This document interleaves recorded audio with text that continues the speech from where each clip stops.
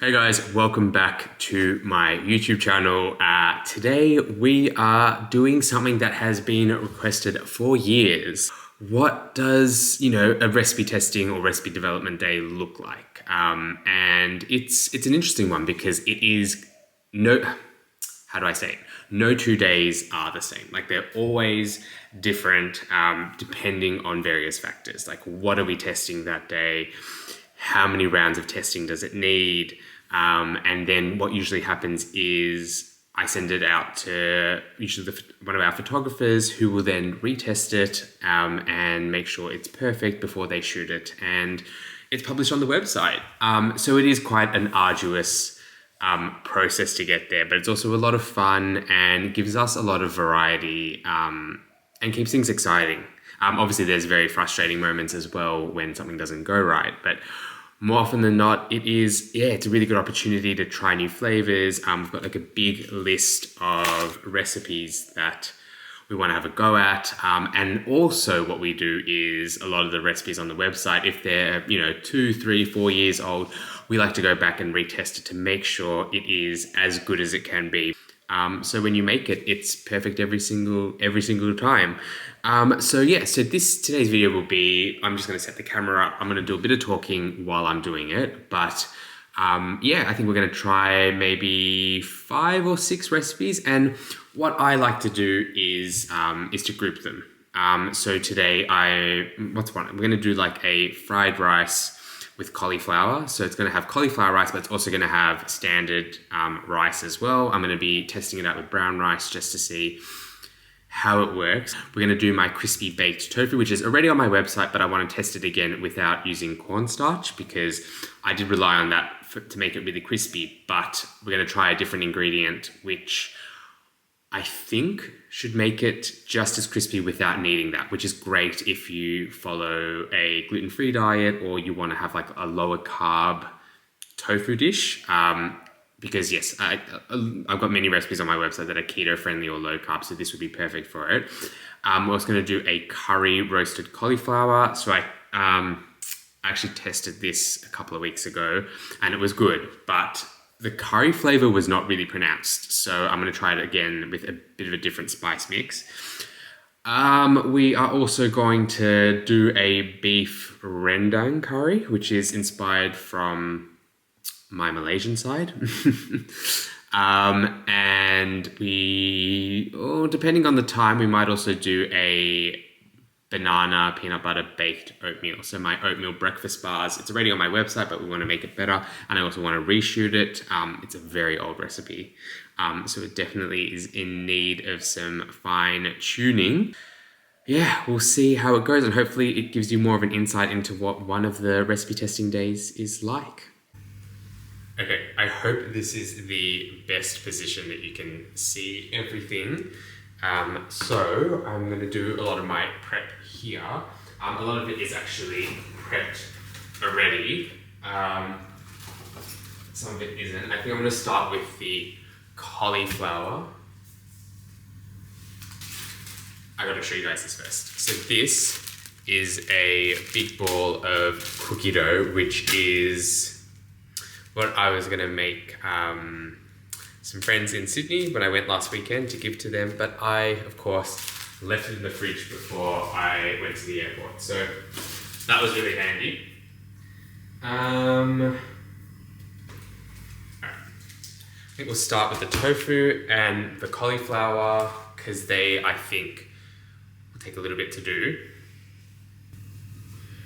But I think what I might do is sort of just talk while I do a lot of this prep and sort of maybe just have a bit of a chat with you guys. But let's maybe talk about the cauliflower because I think it all comes down to how you cook it to make it taste really good. And roasted cauliflower, I think, is probably the best.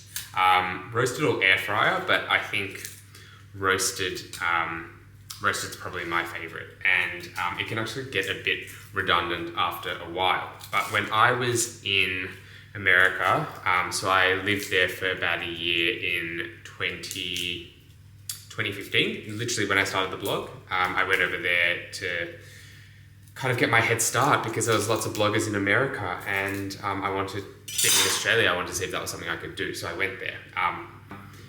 I would actually often go to Whole Foods and eat at the Whole Foods hot bar. If you've been to America and you've been to Whole Foods before, they have this amazing hot bar with some of the most delicious foods.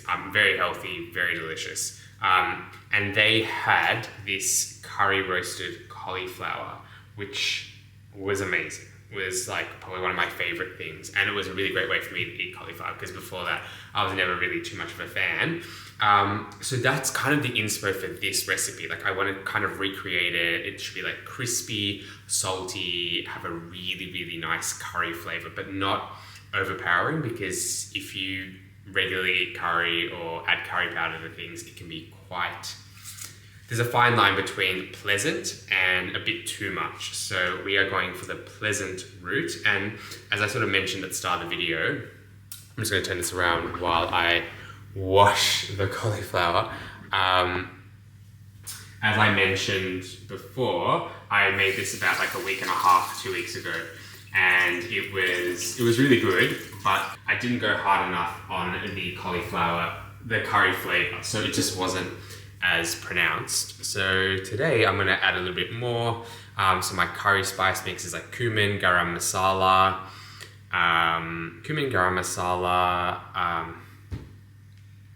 salt, pepper, a little bit of ginger, a little bit of garlic, a little bit of onion powder, but this time I'm going to add a bit more salt. So I'm going to turn this back around. Yes, okay, there we go. Alright, I'm going to make the spice mix and I'll come back. Okay, I am back. I've made the spice mix. Hopefully you can see that. But I've done something different. I didn't add the salt and pepper to it because I am going to add that on top. So I'll just go about chopping the cauliflower. It's now maybe like half an hour since I washed this. With cauliflower, for roasting, even a little bit of liquid on it, like some water, can be the difference between like really crispy cauliflower and still crispy, but like just gets soggy really fast. So you want to make sure you pat it as dry as possible. I actually keep it whole, but you can even cut it into florets first and see how that goes. Here we go. And I like to keep the florets quite large. If they're really, really big, then I will just, if they're really big, I'll cut them in half, but I find that they kind of crumble. So, and because I like them to keep like their whole sort of shape, I actually break them apart by hand if I can, so you can have the florets to be like their own individual ones, I guess. Of course, if some of your florets are too big, cut them in half. I will keep these, no, you know what? I kind of like the larger florets, so I'll adjust accordingly. Okay, as you can see, this one is quite big, so I will cut that one in half, and you just want to cut it smoothly down the center. And then when you roast it like that on the baking sheet. And the offcuts that we have here, I'll just keep them separate for the moment, because I find with the offcuts, they break apart when you mix them all together, and then it's just a bit of a mess. Alright, so I've got the cauliflower in there, and what I will do is add some olive oil and then add the spices to it. So I actually like to, I know some people like to put spices first and then then like oil or butter. I actually like to do it the other way, because I find it helps the spices stick to it better. Extra virgin olive oil. Just kind of, I free pour, but you probably want like, depending on how big the cauliflower is, like 1.5 to up to even 3 tablespoons, because too little and it'll like get really crispy on the outside, but it just wouldn't have like the flavor. And I feel like when you want something like cauliflower to be perfectly roasted and crispy, you want some fat on it, just to amp up the flavor. And then I'm going to add the spices on top, and then give that a good mix. Try and be really gentle when you mix, and this is why I prefer doing it by hand, is there's less risk of the florets breaking, because what will happen is all those little tiny little bits broken at the bottom of the bowl will get all the seasoning and the olive oil, and then your actual cauliflower won't really be super seasoned or super tasty. So that is quite good. I'm gonna wash my hands. Just a pro tip, when you're working with curry powder and you're mixing it by hand, wash your hands really well with soap because it sticks and it smells like that for ages. Now I'm gonna add the salt. So for me, I found 5 of these gentle grinds, is about 1/4 teaspoon. 5, perfect. Just add another mix. And again, another wash of the hands. Okay. And now we will roast it. So I spoke about this last time when I did a video where I was making cookies, but I always love to use like a pizza pan that has like the circles at the bottom, because I find there is much less risk of it getting moisture at the bottom, which again, I patted that cauliflower really dry, really well to make sure there was no liquid, but just in case, having it at the bottom, like the open holes, crisps it up nicely at the base as well. I also will add some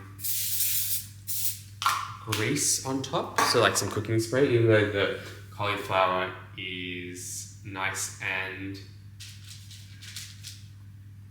oiled up. I just like to add a little bit more on top. So that's something else you'll know with a lot of my recipes is, actually I don't really write it on there, but it's when I do it myself, is even if I line muffins, right, with muffin liners and they're grease proof, I still grease them a little bit. I think it's just at the back of my mind. I've had bad experiences in the past with like maybe cheaper baking paper or something, where it stuck and it ruined the whole thing. So I'm actually not going to put the offcuts of the cauliflower in there. I'll just keep them here and give it to Cupid. So the oven is set to 200, so about 400 Fahrenheit, 200 degrees, 400 Fahrenheit.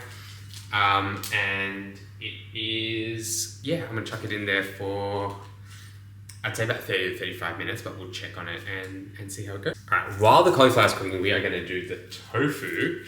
And it's something that I'm trying to eat more of these days. I think it's just really good to have a few meat-free meals a week. I don't eat I eat chicken. I eat a lot of chicken, but meat in general is not something that I eat all the time, but it's always good to have a meat-free meal, and tofu is really good for you. I'm just gonna drain this. Okay, I've drained the tofu and I'm just gonna lightly pat it with some paper towel. The good thing about this tofu, come back a bit so you can maybe see what I'm doing.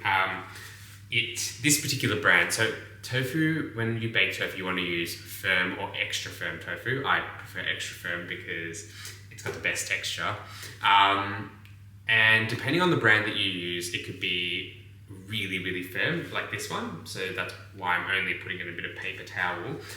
But some brands can have a lot of liquid, and even though it says that it is firm, I'm scared that's gonna fall, firm, it could actually still hold on to a lot of liquid, and you'd only know that once you bake it and it just doesn't crisp up. So you can either use a tofu press, which are really affordable on Amazon. But if you don't, and this is a hack that I used for many years when this particular brand of tofu wasn't around, is I would put the tofu, wrap it in paper towel, and then put, Cupid's just stirring, put a few pots on top of it, and it would squeeze out more of the moisture, and you would really thick and firm tofu. So, yeah, so that's a really good hack if the brand of tofu that you're using is probably not the best. So what I'm going to do now is I'm going to chop it into bite-sized pieces, and I'm going to put it in a Ziploc bag. And this is what I do when I marinate meat, like steaks or chicken.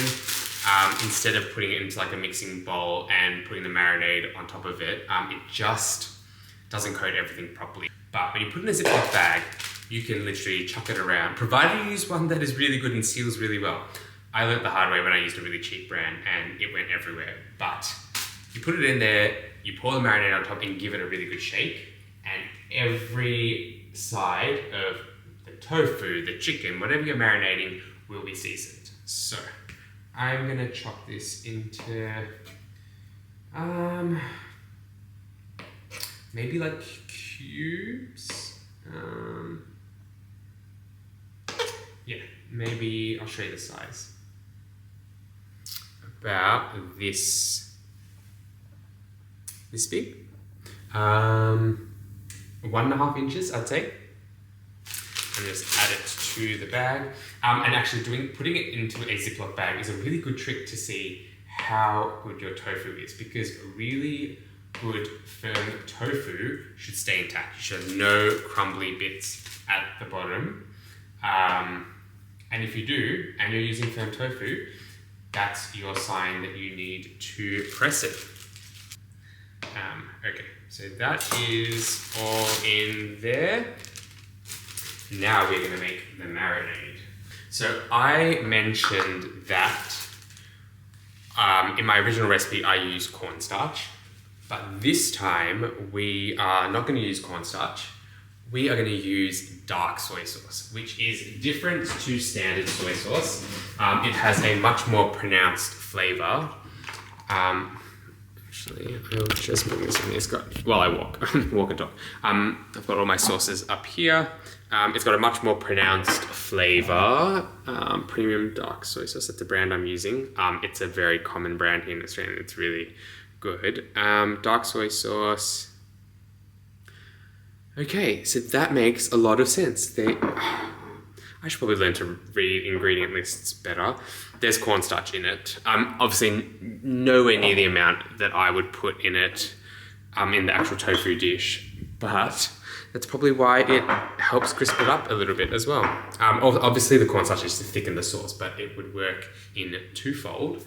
But my go-to ingredients for the tofu marinade, I've got a tofu marinade recipe on my website, but I'm not going to use that today because I'm kind of winging it, kind of testing things out. So I'm going to use a mix of soy sauce, dark soy sauce, sesame oil, and I don't like to use fresh garlic or fresh ginger because I find that doesn't disperse as well when I put it on the tofu. Like, I find a few bits would have it and it would crisp up really nicely and have a really strong garlic flavor, but then 3/4 of the tofu wouldn't. So I actually like to use onion powder and ginger powder and garlic powder, because then that distributes better and you can taste it. Perfect, I have that.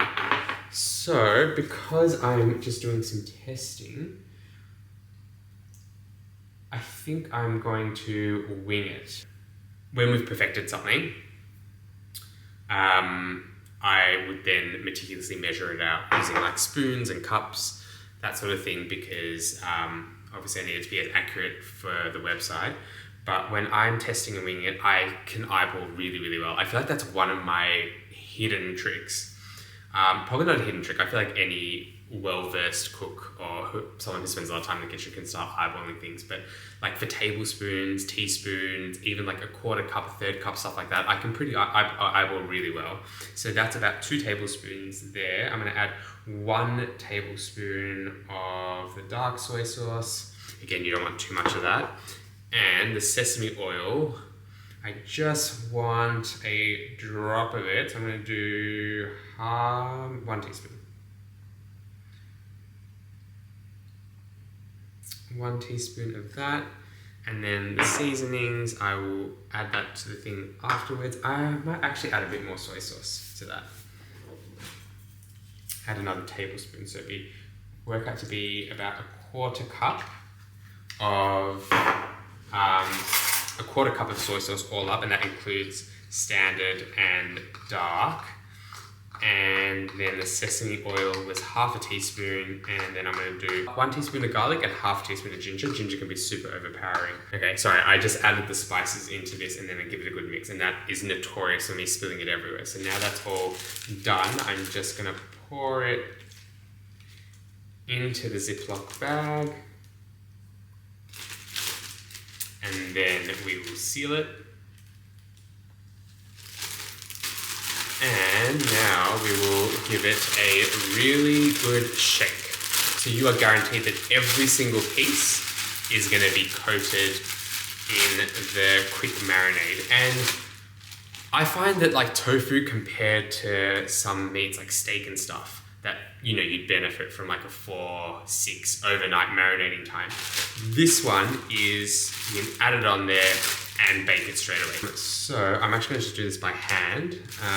I have in the past just dropped it all on there, and it had clumped together, and it just wasn't the best. So just do it by hand. It takes like less than a minute.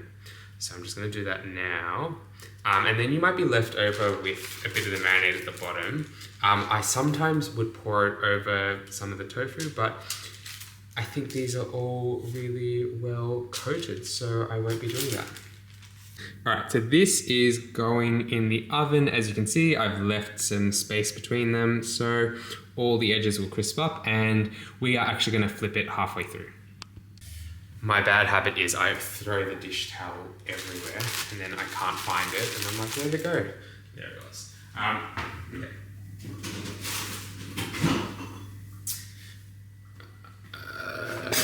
So I did make a bit of a mess with the soy sauce. I'll clean this properly afterwards, but these are the splotches now. I don't want it on there. Yes, okay, we're gonna move the camera over there so I can start making the cauliflower fried rice.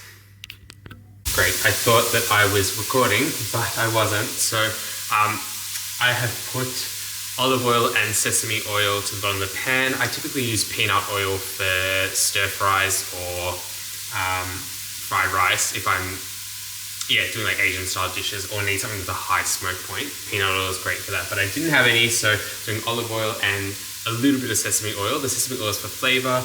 If you do all sesame oil, it's very overpowering. So I just added this to a skillet, and I'm just going to cook it through. Cauliflower rice cooks really fast, so this recipe that I'm kind of testing out is going to be like a cheats fried rice, and that's something that I had a few people request. That was like, what can I make with like pantry staples, frozen veggies, things like that. So this is going to be one of them, and the addition of cauliflower rice is just to bulk it up a little bit.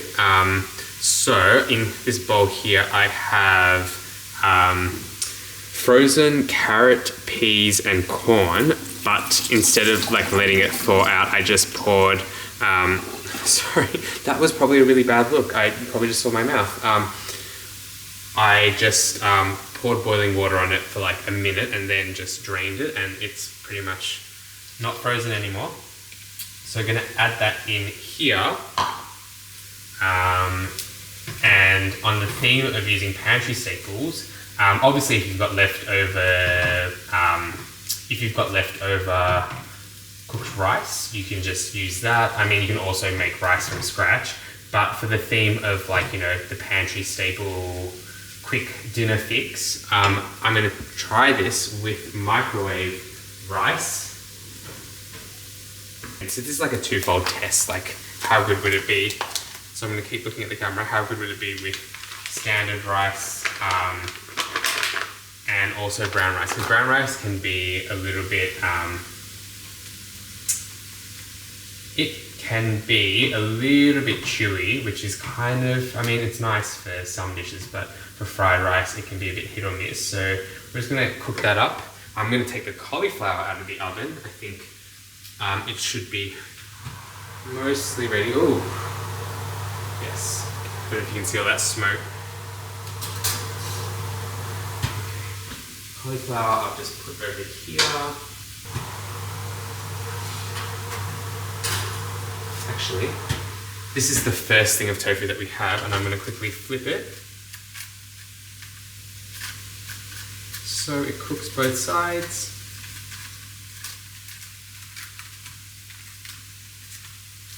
Nice. I don't know if you can see that, but that's the benefit of using a pizza tray. It cooks the other side really, really well. Okay, perfect. So I'm going to put that back and just give this another good mix. So hopefully this should start cooking up everything in it. You want to mix it really well so like the cauliflower rice and the standard rice are well mixed in. Okay, soy sauce. Probably about 2.5 tablespoons. And then about 1 tablespoon of this. And of course, give it a really good mix. And again, the dark soy sauce is going to add tons of flavor. Turn the heat off and add a few eggs to it. I think 2 eggs should be enough. So the pan is still hot, but it's not on the heat.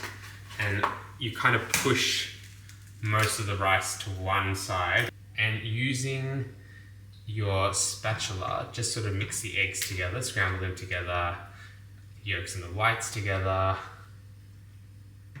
And it should slowly start cooking, depending, maybe this side here. So my cooktop here, so not at the cooktop at the work office, the studio house, is great. This one's a little bit older, it still does the job, but this is why I'm using this corner one, because it's a really big, it's the most powerful one. I'm going to turn the heat back on. The egg is scrambled. I'm going to scramble it a little bit more while it's on the heat. And then I'm going to mix everything together. Okay, a couple of quick notes. I just added some garlic and ginger powder and onion powder as well, just a little bit, just so we can, have some of those flavors. Because I'm like, you know what? Dried spices are pantry staples too. So we've mixed the egg in. It's not clumping together, which is good. You don't want it to all clump in one spot, so a little bit's distributed throughout, and I think that's done.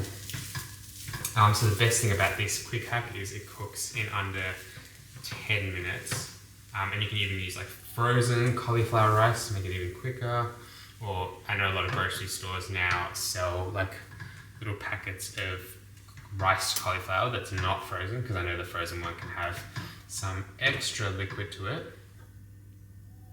I just want to taste some of like the rice to make sure it's saucy enough.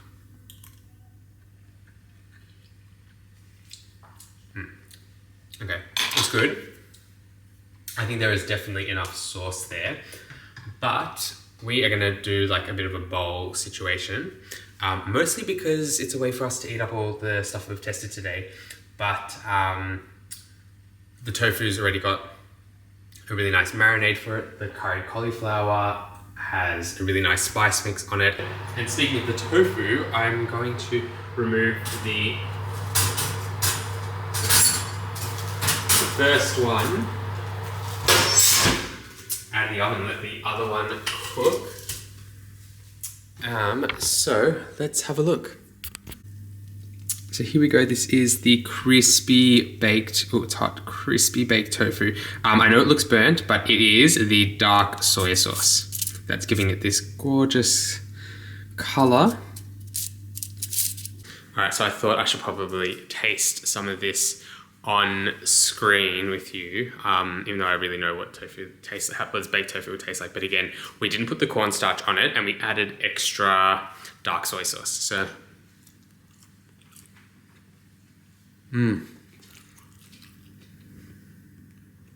hot.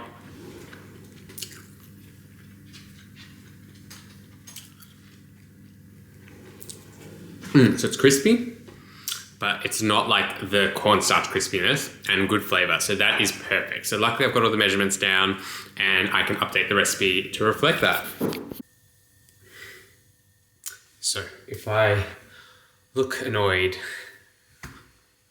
I thought I was filming, and I wasn't.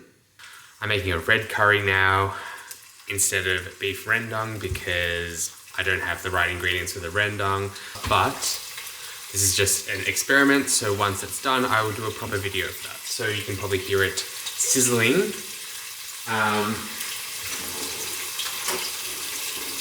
Probably hear it sizzling, but it's just some oil and my red curry mixture. So I'm just gonna let that cook up. When you work with any sort of curry, it's actually quite easy to know when to add the next ingredient because you kind of just do it based on smell. So for example, this one, I'm gonna wait until it is really fragrant and has a really strong smell, and then I'll add the coconut milk.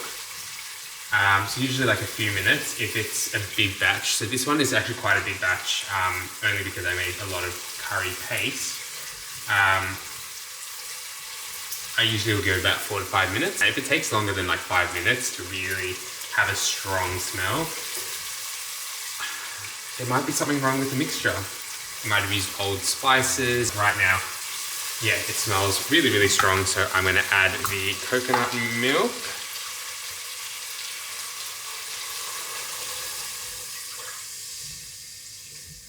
Okay.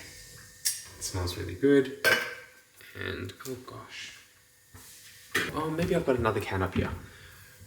Cross your fingers that I have a spare can of coconut milk. Nope. So I am going to use standard milk, which is definitely not going to work out great. I'm going to add 1 cup instead of what a can would be. Okay, we're going to do 1 cup. There we go. Alright. I'm going to add the meat. I have bought pre-chopped beef, just to make it all of this sort of easier, easier to do. Okay, we are gonna let that simmer, and okay, it's definitely been a few hours of recipe testing, and I think my brain's like getting fried. I'm forgetting things, but let's do a random snack taste test. I saw these at the grocery store. I love all things chocolate peanut butter. Reese's aren't super popular in Australia. Definitely nowhere near the hype that it gets in America. But I just saw these. They were on special. So these are Reese's Rounds cocoa biscuits with peanut butter filling covered in milk chocolate. Wow, they are tiny.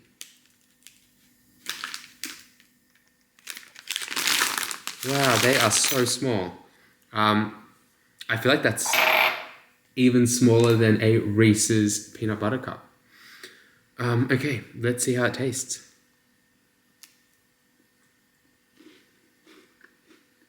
I didn't have a big enough bite, but I cannot taste any peanut butter.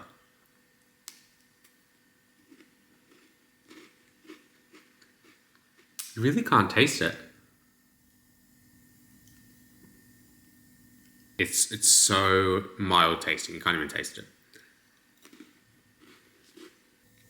Thank goodness it was half price, because I will not be buying those again. Back to the curry.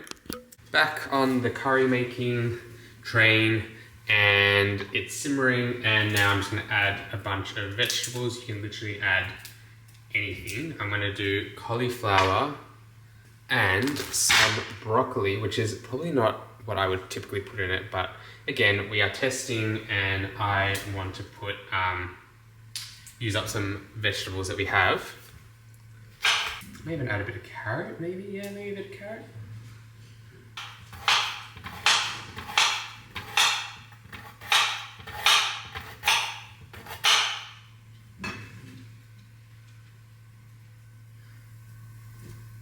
let that simmer for a bit and I'll show you the end result. We are back on this side. The curry is still simmering on the stovetop, and I am actually, this is not really a recipe test. This is more, I gotta explain. When I was in America, I ate a lot of chocolate covered pretzels. They were one of my favorite things to eat there, and in Australia we do have chocolate covered pretzels, a few brands, but they are so expensive for what it essentially is, pretzels covered in chocolate. I used to eat a lot of the ones from Trader Joe's. They were my favorite. So I am just breaking up some chocolate, and I am going to dip some pretzels in there. I got salted pretzels because I love the sweet and salty combination, and doing it like this means I don't have to add some salt on top, which I know some pretzels are unsalted, and I mean if you like that, that's great, but I'm not a huge fan of that. I'm not going to do the whole bar, so I've got the chocolate here. I'm going to melt it with a little bit of coconut oil. And the reasoning for that is that once you bite into it, the chocolate isn't just going to separate from the... excuse me, the chocolate isn't going to separate from the pretzel. So every bite of pretzel will be smooth and as one. So I do about like half a teaspoon. Let's microwave that. And while that is microwaving, I'm just going to put baking paper. I'll put this down a little bit. So oh, is that too low? No, it's okay. Baking paper on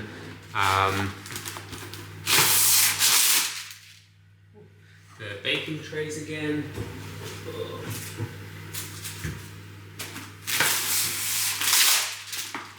That is not very good.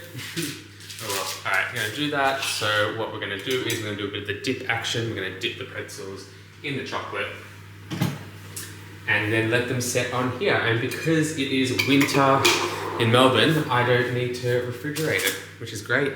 After the first minute of melting chocolate, I then do it in 30-second spurts, and then I do it in 10-second spurts because you don't want to burn the chocolate, which can happen very, very easily.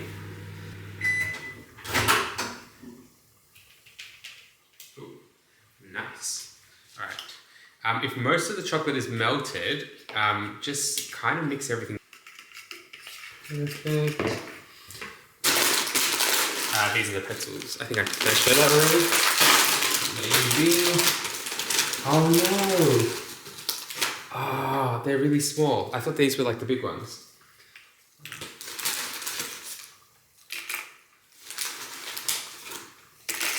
I'm just gonna chuck a bunch of them in there. If I was doing like larger pretzels, I'd do a few at a time. But no one has time for that.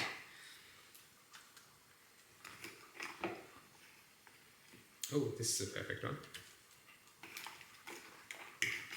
Alright, I'm going to do it and I'll show you what it looks like at the end. So before I sign off, chocolate covered pretzels. So basic, just pretzels and melted chocolate. So, it is a few days later now, and I feel like there is just so much that I didn't conclude with after making those chocolate covered pretzels. And I guess in a really good way, it sort of showed you that by the end of a recipe testing day, I am exhausted. I am, low energy, and you probably noticed throughout the video, I did less talking towards the end of it because, well, honestly, like when I do the recipe testing, I'm not really talking to anyone.